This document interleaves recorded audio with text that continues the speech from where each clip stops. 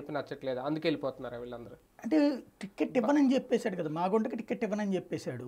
ఎందుకంటే నేను ఇంకా అసలు ఏ రోజున కూడా తెలుగుదేశాన్ని విమర్శించను. అంటే ఇప్పుడు తెలుగుదేశంలో ఉన్నటువంటి లీడర్లు ఇది అధికారంలో ఉన్నా ప్రతిపక్షంలో ఉన్నా వాళ్ళల్లో ఇప్పుడు గల్లా జయదేవ్ ఎప్పుడైనా జగన్ విమర్శించకుండా ఉన్నాడా? పెద్ద ఎత్తున విమర్శిస్తూ వచ్చాడుగా. అట్లాగే వాళ్ళ దగ్గర ఉన్నటువంటి అతని పేరేంటి రామ్మోహన్ నాయుడు, కేసినేని నానిను ఎవరు విమర్శించలేదు జగన్ని. వాళ్ళ ఎమ్మెల్యేల్లో 23 మంది ఇప్పుడు ఉన్నారు, పోనీ ఇంతకుముందు 102 మంది ఉన్నారు. ఎవరు విమర్శించకుండా ఉన్నారు? ఒక్కళ్ళన్నా జగన్ని కానీ వైసీపీని కానీ ఒక్క మాట అనకుండా ఎవరైనా ఉన్నారా? ప్రతి ఒక్కళ్ళు విమర్శిస్తారు. పార్టీ వాళ్ళకి జగన్ మీద ఈ మీద మాట్లాడి దీని మీద మాట్లాడని చెప్తుంది, వాళ్ళు రెచ్చిపోతారు, మాట్లాడతారు. ఇంకా కాసిన కొంతమంది ఎలాబరేటర్గా తిట్టేవాళ్ళు ఉంటారు, కొంతమంది మాస్గా తిట్టేవాళ్ళు ఉన్నారు.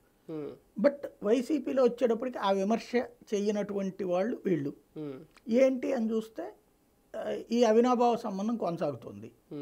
అంటే తమ మాట వినకపోతే జగన్కి ధమ్కి ఇవ్వడానికి వాళ్ళు సిద్ధంగా ఉన్నారు. జగన్ రివర్స్ ధమ్కి ఇచ్చాడు మాగుంటకి, తను చెప్పినటువంటి కోణంలో కాకుండా. ఇప్పుడు అట్లాగే అక్కడ అంతే. ప్రతిపక్ష పార్టీ ముందే ఏమన్నా ఆర్థికంగా బలం ఉన్న నేతలకు గేలం వేసి పెట్టుకుందా? వీళ్ళు ఏమన్నా ఒక ఒప్పందంతోనే వెళ్తున్నారని అనుకోవచ్చా? వాళ్ళిద్దరూ మొదటి నుంచి కూడా వాళ్ళేం గేలమే ఇలా, వీళ్ళే ఇద్దరికి టచ్లోనే ఉంటున్నారు.